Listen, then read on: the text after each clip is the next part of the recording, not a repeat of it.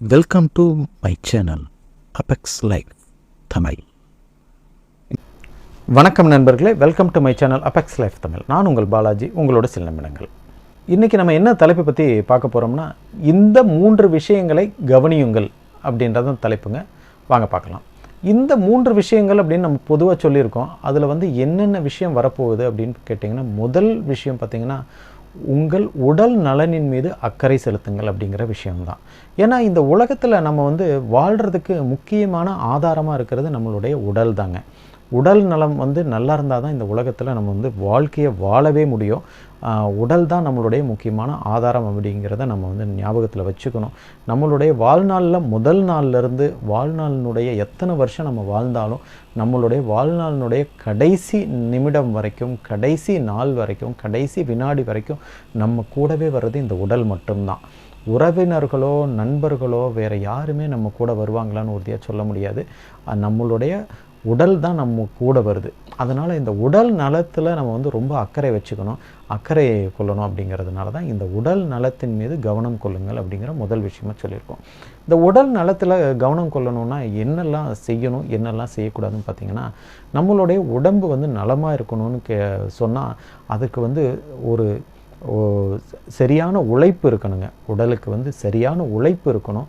உழைப்புக்கு ஏற்ப ஒரு சரியான விதத்தில் ஒரு ஆரோக்கியமான உணவு இருக்கணும். அதே மாதிரி ஆரோக்கியமான ஓய்வும் இருக்கணும். ஆரோக்கியமான ஓய்வு அப்படின்னு நம்ம சொல்கிறது எதெல்லாம் இருக்கலாம் அப்படின்னு கேட்டிங்கன்னா, ஓய்வில் என்னங்க ஆரோக்கியமான ஓய்வு அப்படின்னா, ஆரோக்கியத்துக்கு காரணமாக இருக்கிறது தான் ஓய்வுங்க. அதனால தான் இங்கே ஆரோக்கியமான ஓய்வு அப்படின்னு நம்ம சொல்கிறோம். நம்ம உடல் உழைப்பு இருக்குது, நம்ம படிக்கிறோம், வேலை செய்கிறோம், அந்த மாதிரி நிறைய உழைப்பு இருக்குது.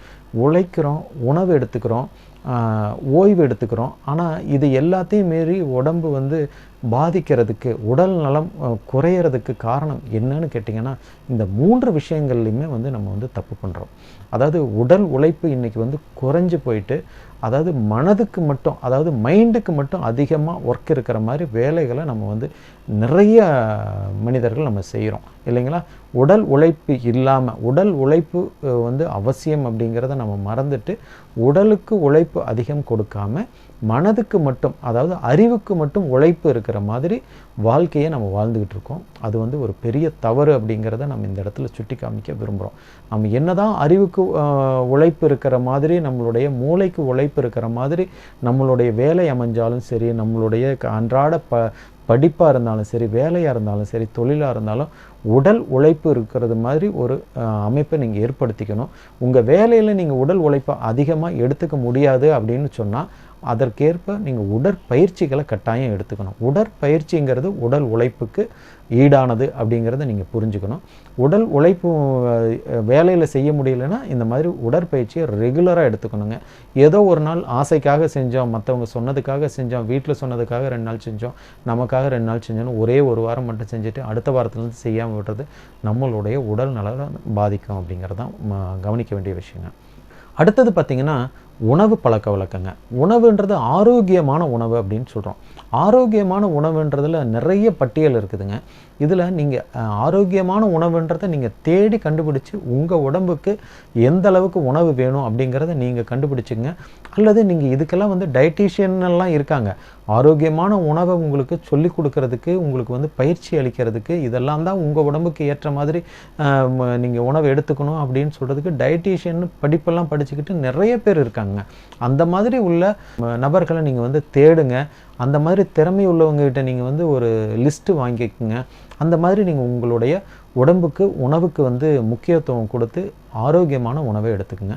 இதில் அவாய்ட் பண்ண வேண்டிய உணவு அப்படின்னு நம்ம சொன்னோம்னா, இந்த துரித உணவுகள் அப்படின்னு இருக்குது இல்லைங்களா, ஃபாஸ்ட் ஃபுட்டு, அதை நீங்கள் ரொம்ப கவனத்தில் எடுத்துக்கணும். அந்த துரித உணவை எடுக்க வேண்டான்னு சொல்லலை, அது எல்லாமே கெடுதல்னு சொல்லலை.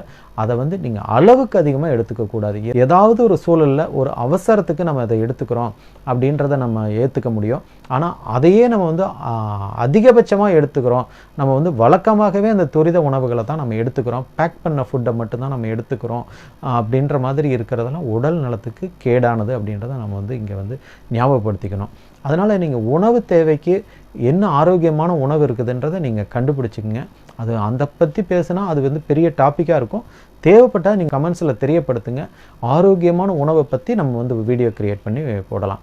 இதே மாதிரி இதற்கு முன்னாடி சொன்னேன் இல்லைங்களா, உடற்பயிற்சி செய்யணும் அப்படின்னு சொல்லிட்டு. உடற்பயிற்சி உங்களுக்கு தெரிஞ்சதை நீங்கள் செய்கிறது வேற, அதற்கு வந்து பயிற்சி நிலையங்கள்லாம் இருக்குது. உடற்பயிற்சி செய்கிறதுக்குன்னு நிறைய இப்போ வந்து வசதி வாய்ப்புகள் இருக்குது. அல்லது உங்களுடைய நண்பர்கள்கிட்ட நீங்கள் கேட்டு தெரிஞ்சுக்கலாம் எந்த மாதிரி உடற்பயிற்சியெல்லாம் நீங்கள் செஞ்சால் உங்கள் உடம்புக்கு நல்லது. ஏன்னா எல்லா உடற்பயிற்சியுமே எல்லாருக்குமே செய்ய முடியாது. அது வந்து உடற்பயிற்சியாக இருக்கலாம், ஒரு யோகா பயிற்சியாக இருக்கலாம், ஒரு தியானமாக இருக்கலாம். உடல் நலனை பாதிக்கக்கூடிய விஷயங்கள்லேருந்து பாதுகாக்கிறத தான் வந்து நம்ம உடற்பயிற்சின்னு சொல்லணும். ஏன்னா உடற்பயிற்சி செய்கிறதே நம்மளுக்கு வந்து உடல் நலனை வந்து பாதிச்சிடக்கூடாது. அது மாதிரி ஒரு ஆர்வத்தில் அது வந்து ஆர்வக்கோளாறாக மாறி அதிகபட்சமான உடற்பயிற்சியை நம்மளுடைய உடம்புக்கு ஏற்றுக்க முடியாத அளவுக்கெல்லாம் செஞ்சு அதை நம்ம ஒரு சிக்கலாக உருவாக்கிக்க கூடாது அப்படிங்கிறதையும் நம்ம கவனத்தில் எடுத்துக்கணும். மூன்றாவது விஷயம் பார்த்திங்கன்னா, நம்ம சொல்லியிருக்கிற மாதிரி ஆரோக்கியமான ஓய்வு. ஆரோக்கியமான ஓய்வுன்னு கேட்டிங்கன்னா, ஒவ்வொரு நாள்லேயுமே 24 மணி நேரத்தில் நம்ம வந்து நிறைய வீடியோக்களில் நம்ம இதுக்கு முன்னாடி சில வீடியோக்களில் நம்ம சொல்லியிருப்போம். ஒரு நாளில் 24 மணி நேரத்தில் வந்து ஓய்வுக்காக வந்து ஒரு 8 மணி நேரம் இருக்கணும் அப்படின்னு சொல்லுவோம். ஓய்வுக்கான உறக்கத்திற்காகவும் நம்ம வந்து ரிலாக்ஸ் பண்ணுறதுக்காகவும் வந்து ஒரு நாளில் வந்து 8 மணி நேரம் இருக்கணும். அதில் வந்து ஆரோக்கியமான தூக்கம் வந்து 6 மணி நேரம் நிச்சயம் இருக்கணுங்க. நடு இரவில் கண் விழிச்சுக்கிட்டே இருக்கிறது, தூங்காமல் இருக்கிறது, தூங்காமல் வேலை பார்க்குறது, இதெல்லாம் வந்து வழக்கமாகவே செஞ்சுக்கிட்டு இருந்தால் நமக்கு வந்து உடல் நலக்கோளாறுகள் அதிகமாகும். அதனால் நீங்கள் அதையும் கவனத்தில் இருக்கணும். அதற்குண்டான மாற்று ஏற்பாடுகளை நீங்கள் செஞ்சுக்கணும் அப்படிங்கிறது தான் எங்களுடைய வேண்டுகோள். இந்த 3 விஷயங்களையும் நம்ம வந்து எப்பவுமே கவனத்தில் எடுத்துக்கிட்டோம்னா, இந்த 3 விஷயங்களுமே எங்கேயெல்லாம் இருக்குதோ அவங்களுடைய வாழ்க்கை வந்து சிறப்பானதாக இருக்கும். அப்படிங்கிறதுனால தான் இந்த வீடியோவில் இந்த விஷயத்தை நம்ம சொல்லியிருக்கோம். இந்த வீடியோவில் சொல்லியிருக்கிற விஷயங்கள் உங்களுக்கு பயனுள்ளதாக இருந்திருக்கும் நாங்கள் நினைக்கிறோம். இந்த வீடியோவை நீங்கள் உங்கள் நண்பர்களோடு நீங்கள் ஷேர் பண்ணுங்கள். எங்கள் சேனலுக்கு சப்ஸ்கிரைப் பண்ணுங்கள், சப்போர்ட் பண்ணுங்கள். நன்றி, வணக்கம்.